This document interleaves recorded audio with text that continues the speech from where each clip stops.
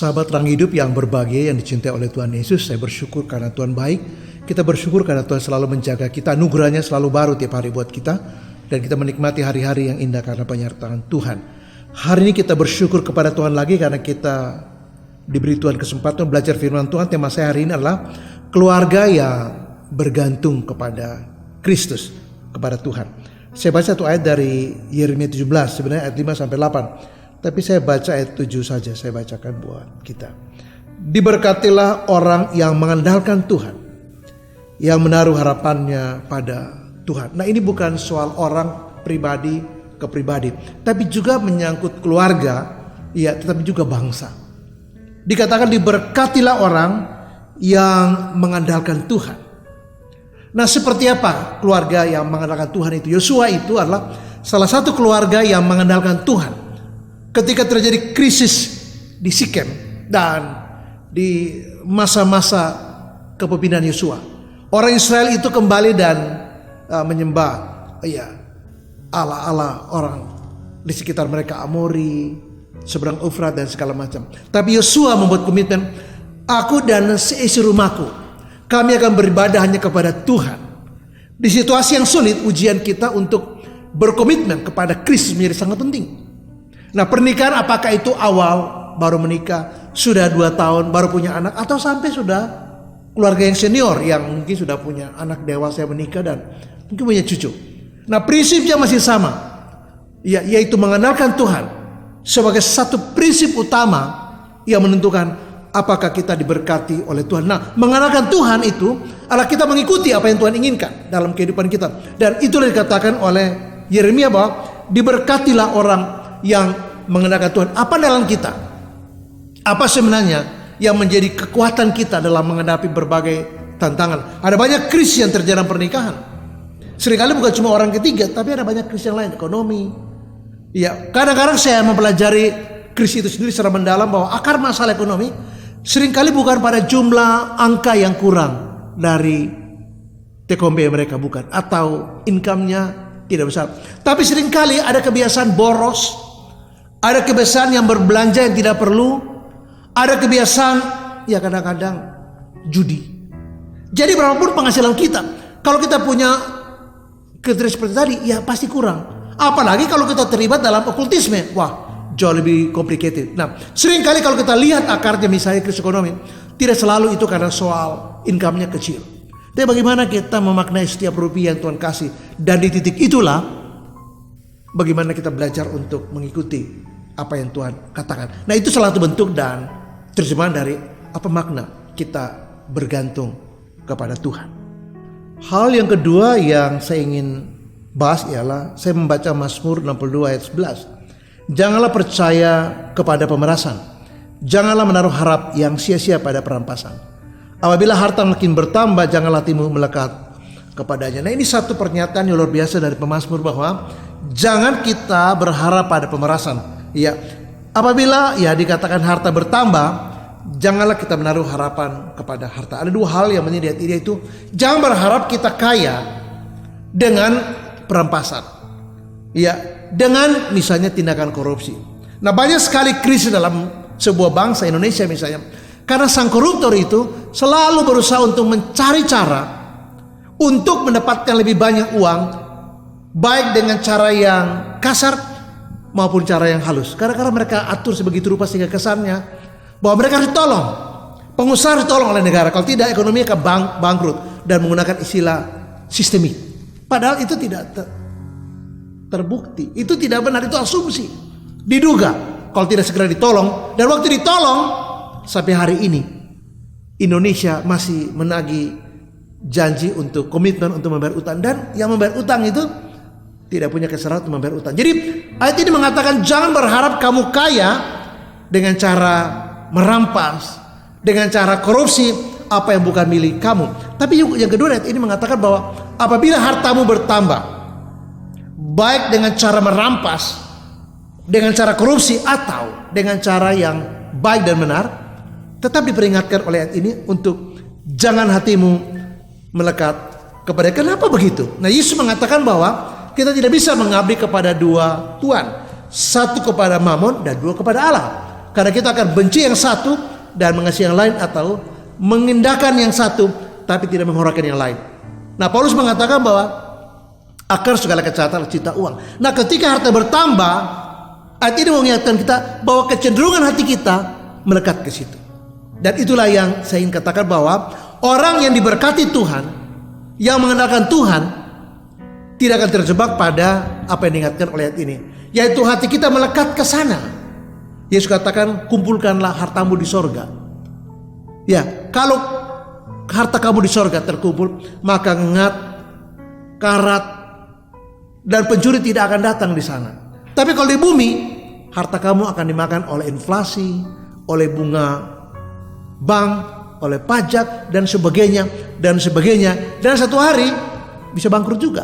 Pencuri juga bisa ambil dengan cara yang kita tidak pernah paham. Sekarang ini kejahatan perbankan luar biasa, di mana ada orang yang menipu kita, bukan bank, orang jahat yang menggunakan berbagai macam cara untuk menipu orang. Dan itu terjadi di beberapa tempat, dan kita harus waspada sekali. Jangan sembarang menjawab telepon yang tidak penting, apalagi dia guidance. Tolong tekan 1. Wah, begitu tekan, risikonya bisa kemana-mana. Dan ada orang yang bersaksi bagaimana dia mengalami kehilangan uangnya karena hal yang seperti itu. Jangan melekat hati kita kepada harta. Dan itu satu bentuk yang menjadi ciri orang yang bergantung kepada Tuhan, hatinya tidak melekat kepada harta. Hal yang ketiga, saya mau lihat lagi ke ayat yang sama, itu ayat 7. Dikatakan, diberkatilah orang yang mengenalkan Tuhan, yang menaruh harapannya pada Tuhan. Ini bukan soal sekadar berkat, tapi ini standing point. Siapa kita dalam relasi dengan Allah, dalam Kristus. Nah, kalau saya ingin menjelaskan ini, maka saya akan mengutip satu pengalaman waktu Bileam itu diupahi oleh Balak untuk mengutuk Israel. Maka Tuhan menjelaskan bahwa you tidak bisa mengutuk Israel karena Israel diberkati Tuhan. You tidak bisa mengutuk orang yang diberkati Tuhan.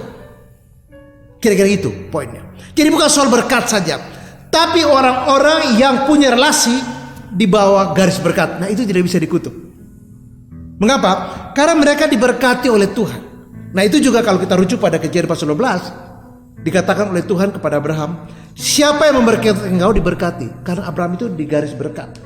Tetapi siapa yang mengutuk engkau akan dikutuk oleh kutuknya sendiri. Jadi kutuk orang itu balik kepada si pengutuk, bukan kepada orang yang berada di garis berkat. Nah, ayat ini tidak bicara soal sekedar berkat apa, apakah uang, rumah, kedudukan, gelar, kesehatan, rumah tangga baik, karirnya baik, profesi baik, anak-anak pintar, anak-anak semua sehat, anak-anak semua berprestasi, dapat beasiswa. Bukan soal berkat saja, tapi ayat ini juga membawa kita untuk berpikir bahwa kita berada pada relasi di mana kita di garis berkat, sehingga ini memberi kita rasa nyaman yang luar biasa, memberi kita ketenangan yang luar biasa. Nah, sebaliknya ayat yang kelima dari ayat ini dikatakan, terkutuklah orang yang mengandalkan manusia, yang mengandalkan kekuatan sendiri, dan hatinya menjauh dari Tuhan. Nah, ini sebaliknya, bukan soal sekedar apa yang dialami, kecelakaan, sakit penyakit, bagaimana ditipu orang, dijara dan sebagainya. Bukan soal itu, tapi dia tidak berada di garis berkat, tapi di garis kutuk. Dan kalau itu benar, Alkitab memberi kita opsi untuk tetap hidup di jalur berkat. Mengapa? Karena disitulah sebenarnya berkat itu mengalir. Disitulah berkat itu Tuhan sediakan. Bahkan Amsal mengatakan bahwa di rumah orang benar ada berkat. Artinya garis berkat ini sangat penting. Ketika kita punya relasi yang seimbang dengan Kristus, relasi kita yang sepadan dengan Kristus, relasi kita yang tuntas dengan Kristus sebagai sumber berkat kita, maka di garis berkat itulah pengharapan kita kepada Allah tidaklah menjadi sia-sia. Pengharapan kita kepada Kristus menjadi ya dan amin, karena Dia sendiri yang memberi garansi bahwa kita berada di garis berkat-Nya. Keluarga yang diberkati Tuhan karena mengenalkan Tuhan harus belajar pengalaman, misalnya ketika orang Israel berada di padang gurun. Nah, kadang-kadang Tuhan membawa kita pada situasi yang sangat sulit, seperti situasi padang gurun. Saya terjemahkan itu perjalanan di tengah-tengah krisis. Tapi kita tidak boleh lupa bahwa Tuhan ada di situ. Ada tiang awan dan tiang api yang menyertai mereka baik siang maupun malam. Jadi di tengah-tengah krisis mereka harus tahu bahwa Allah tidak meninggalkan mereka, bahwa Allah ada dan menyertai mereka. Dan pada saat itulah, pada titik itulah saya ingin mengatakan bahwa kita tidak boleh berpikir ketika ada krisis. Kita tahu dampak dari pandemi ini hampir 2 tahun ini berbagai krisis terjadi. Salah satu ekonomi. Ada kesulitan ekonomi yang luar biasa. Ada krisis ekonomi yang luar biasa. Bukan hanya pribadi, keluarga, pelayanan, bisnis, pekerjaan, tetapi juga untuk bangsa ini mengalami krisis. Tetapi di tengah-tengah krisis itu sebagai orang-orang percaya, biarlah kita mengandalkan Tuhan. Keluarga yang bergantung dan mengenakan Tuhan akan menerima jaminan yang pasti dari Tuhan. Nah, perjalanan Israel padang gurun itu menjadi pelajaran penting bagi keluarga yang rindu untuk berjalan dalam tracknya Tuhan, berjalan dalam jalannya Tuhan. Dan Alkitab katakanlah Mazmur pasal 1 ayat 1, mereka yang berbahagia karena mereka tidak mengikuti nasihat orang fasik. Tidak ada di standing point orang-orang yang suka menghujat atau memfitnah atau pencemooh, tapi mereka punya kesukaan yaitu menanamkan Taurat Tuhan siang dan malam. Dan orang-orang baik pribadi, keluarga-keluarga yang meletakkan pengharapannya kepada Tuhan, keluarga yang mempercayai Allah dalam Kristus, tahu bahwa sekalipun ada krisis, dan itu benar, saya mengalami banyak krisis, dan saya bukan satu-satunya yang mengalami krisis itu. Hampir semua lini dampaknya begitu besar dan sangat rumit. Tapi disitulah kita belajar dari perjalanan Israel, bahwa mereka dalam keadaan krisis itu 40 tahun lamanya Tuhan ada bersama mereka. Apapun masalah kita, beberapa orang sedang menderita sakit penyakit, yang lain sudah sangat sulit karena biaya rumah sakit begitu mahal. Ya, sekarang tertolong karena ada BPJS, tetapi tetap ada pengeluaran ini dan itu yang membuat mereka menjadi sangat sulit dari sudut kehidupan ekonomi mereka. Karena ada yang sakit, beban itu begitu berat. Saya berjumpa dengan seorang pria umur 50 tahun. Dia ingin bunuh diri dan dia WA saya, Pak, saya ingin bunuh diri aja, Pak. Karena hidup ini jauh lebih sulit daripada mati sendiri. Di tengah-tengah situasi seperti ini, jangan sampai kita ambil jalan yang lain. Karena krisis itu hanya menceritakan satu pengalaman tentang situasi kita, tapi tidak kemudian berhenti situ. Karena Allah dalam Kristus hadir dalam kehidupan kita, seperti tiang awat yang api hadir dalam perjalanan orang Israel, baik siang maupun malam. Keluarga yang mengandalkan Tuhan harus tahu bahwa Allah ada di tengah-tengah situasi yang paling sulit, sekalipun Allah ada di sana dan siap untuk menopang kita. Untuk meng-closing renungan saya sedikit, saya mengutip dari Yesaya 53 ayat 6. Poinnya adalah kesesatan terjadi karena umat itu mengambil jalannya sendiri. Banyak keluarga di tengah-tengah situasi yang begitu sulit, di tengah krisis, kadang-kadang kita mengalami pelecehan, diskriminasi, kadang-kadang kita mengalami suasana begitu sulit sekali. Dan hari-hari ini kita melihat bagaimana beberapa orang membuat gaduh bagi bangsa kita, buat pernyataan yang menghina, merendahkan satu suku di negeri ini, dan mereka marah dengan hal itu. Tetapi di situasi yang sulit seperti itu, bahkan di tengah-tengah kekacauan sekalipun, situasi yang tidak pasti sekalipun, kita punya jalan yang terbaik dalam Kristus. Kita datang pada Yesus, kita serahkan pergumulan kita, pribadi maupun keluarga, untuk mengandalkan Tuhan. Karena kita tahu bahwa kesesatan terjadi ketika kita mengambil jalan kita. Tapi ketika kita datang pada Yesus, sesulit apapun juga, Dia yang pegang kendali. Dan bersama Yesus, keluarga kita aman. Anda sebagai suami, istri, dan anak-anak akan aman. Bukan tidak masalah, tapi aman. Karena kita menemukan jalan di dalam Kristus. Terus memberkati dan shalom. Amin.